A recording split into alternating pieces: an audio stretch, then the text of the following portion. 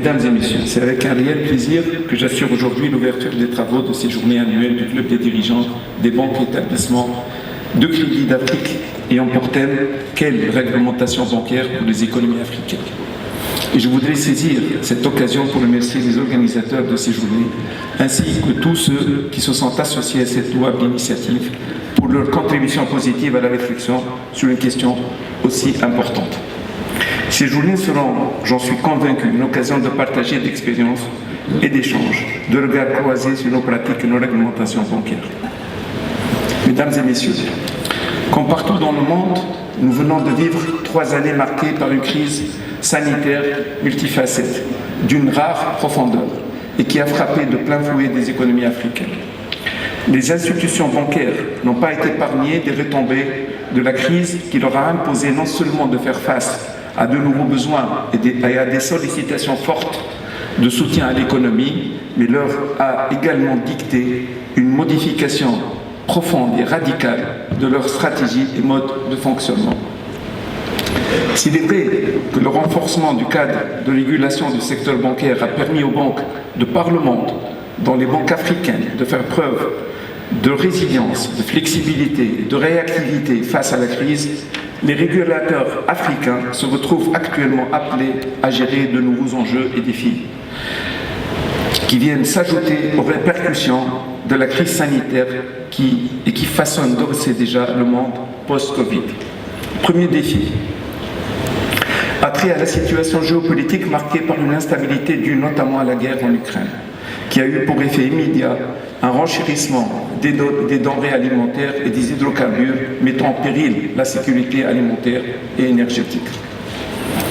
Le deuxième défi est lié aux perspectives économiques dans un contexte marqué par des tensions inflationnistes qui fragilisent davantage le tissu économique et impactent le pouvoir d'achat des citoyens.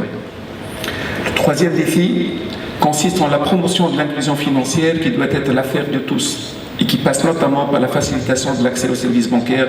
de base et de développement des relations de confiance avec les clientèles bancaires et la garantie de leur protection via la prévention du surendettement,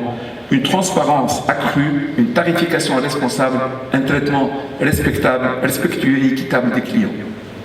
Le quatrième défi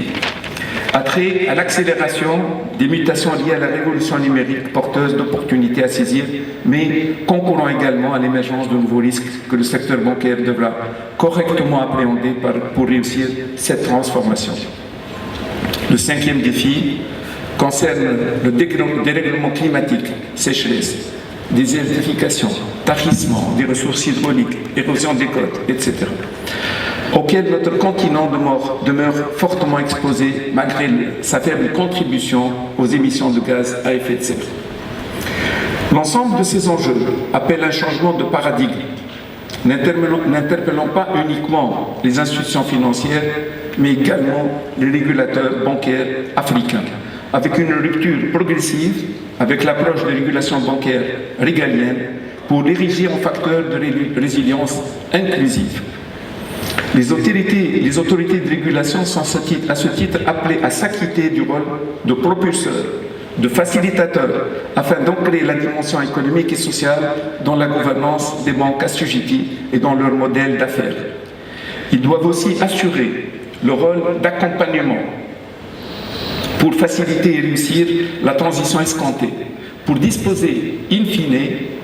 d'un système solide à même d'assurer un financement sain, durable, responsable et inclusif. Aussi, le foisonnement de nouveaux acteurs tels que les fintech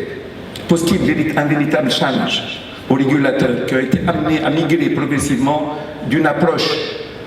role-based vers une approche principle-based, plus favorable à l'expérimentation et à l'émergence de l'innovation. Mesdames et messieurs, vous n'êtes pas sans savoir que la résilience, cheval de bataille de tout régulateur, constitue la pierre angulaire de tout système bancaire sain. À ce titre, la Banque centrale a toujours œuvré pour la consolidation financière du système bancaire d'une manière quasi ininterrompue, avec pour but ultime l'émergence d'un secteur bancaire plus solide au service du développement durable. Dans ce cadre, la Banque centrale Tunisie a œuvré depuis 2011 pour la mise en place d'une stratégie de modernisation du cadre légal, réglementaire et opérationnel régissant l'exercice de l'activité bancaire en Tunisie. La convergence vers les standards internationaux et la consécration des principes de bonne gouvernance, d'équité concurrentielle et de transparence constituent la ligne directrice de toutes ces réformes, tout en optant pour une approche concertée et graduelle qui tient compte des spécificités du contexte national et de la capacité d'adaptation des banques tunisiennes. Dans ce processus, l'année 2016 constitue une année charnière qui a marqué l'entrée dans un nouvel palier de réforme à travers la refonte de la loi portant statut de la Banque centrale qui a consacré l'indépendance de l'Institut d'émission et a défini de manière claire ses missions fondamentales, et ce, outre la refonte de la loi bancaire qui a renforcé le pouvoir de la Banque centrale Tunisie en matière de supervision bancaire et a mis en place un dispositif de gestion des banques en difficulté. Sur un autre plan, et étant conscient de la nécessité d'asseoir les bases d'une éthique financière et de préserver l'intégrité financière du système financier, la Banque centrale Tunisie continue à œuvrer pour le renforcement du dispositif national de lutte contre le blanchiment d'argent et le financement du terrorisme, conformément aux standards internationaux. Les performances affichées par les banques qui ont fait preuve d'une capacité d'absorption de choc satisfaisante suite à ce train de réforme constituent autant d'acquis nécessaires pour accélérer sous peu à d'autres paliers de réforme. Ainsi,